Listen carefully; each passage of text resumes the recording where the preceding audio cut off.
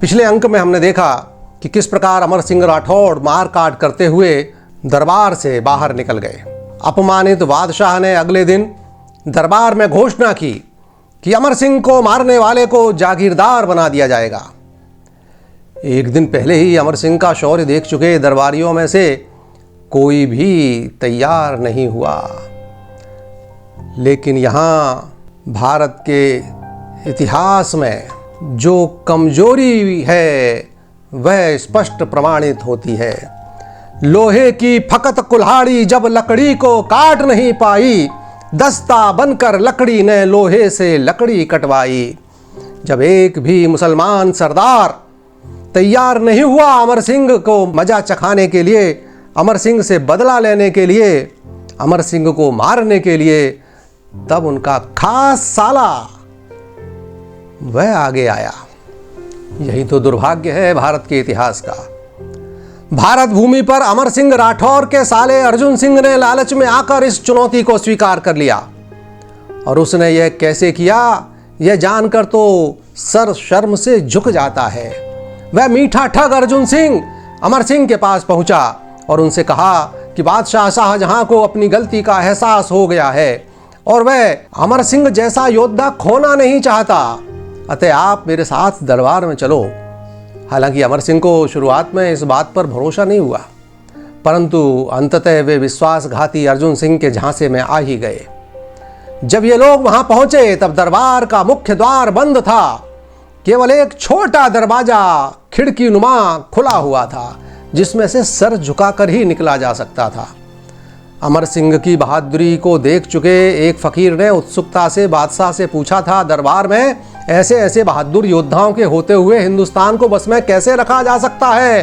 शाहजहां ने कहा था, रुको और देखो कि हम कैसे करते हैं। अमर सिंह झुककर उस दरवाजे से निकलने को तैयार नहीं हुए तो अर्जुन सिंह ने सुझाव दिया कि आप ऐसा करो, सर द्वार से डालने के स्थान पर अपने पैर पहले डालो। उसकी सलाह मानकर जैसे ही अमर सिंह ने उसकी तरफ पीट कर अपने पैर उस खिड़की नुमा दरवाजे में डाले, अर्जुन सिंह ने अमर सिंह की पीठ में खंजर घोंप दिया। अमर सिंह वहीं पर वीरगति को प्राप्त हुए। उनका सर काटकर अर्जुन सिंह जैसे ही बादशाह के पास पहुंचा, बादशाह फकीर की ओर देखकर मुस्कुराया और कहा, अब तुम्हें पता चल गया होगा कि हम बहादुर योद्धाओं का सामना कैसे कर लेते हैं। बाद में शाहजहां ने अर्जुन सिंह को इनाम की जगह मृत्युदंड दिया। अमर सिंह की रानी हाड़ी ने सती होने के लिए अमर सिंह का शव आगरे के किले से लाने के लिए बल्लू चंपावत व भाव सिंह कुंपावत को अनुरोध भेजा। यह हृदय द्रावक समाचार पाते ही बल्लू चंपावत के हृदय में देशभक्ति और स्वामी भक्ति की सुनामी मचलने लगी।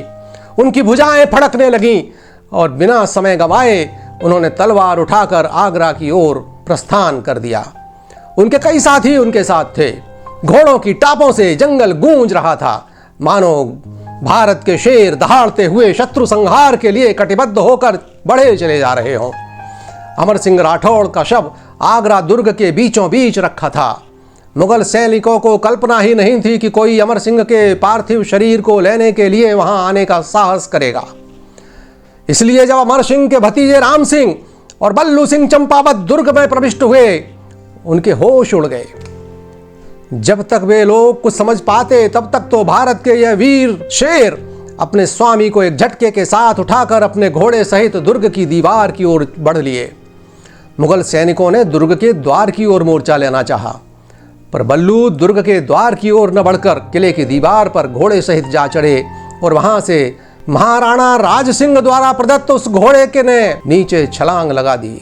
अमर सिंह राठौड़ के शव को तो बल्लू जी ने राम सिंह को देकर नागौर रवाना कर दिया और स्वयं मुगल सैनिकों को रोकने के लिए वहीं अड़ गए। वीर बल्लू जी चंपावत युद्ध करते करते बलिदान हो गए। बाद में आगरा किले का वह संकीर्ण दरवाजा अमर सिंह दरवाजे के नाम से जाना जाने लगा।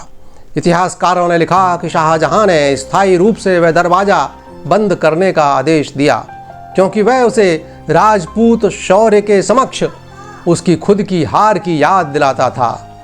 नागौर में अमर सिंह राठौड़ की 16 खंभों की छतरी है। अमर सिंह राठौड़ की कटारी और बल्लू चंपावत के शौर्य को लोकगीतों ने अमर बना दिया है। यह भी कहा जाता है कि बल्लू जी एक बार नहीं 3 बार बलिदान हुए। उनका अंतिम संस्कार 3 बार हुआ। वह कहानी फिर कभी आपके समक्ष विस्तार से बताएंगे।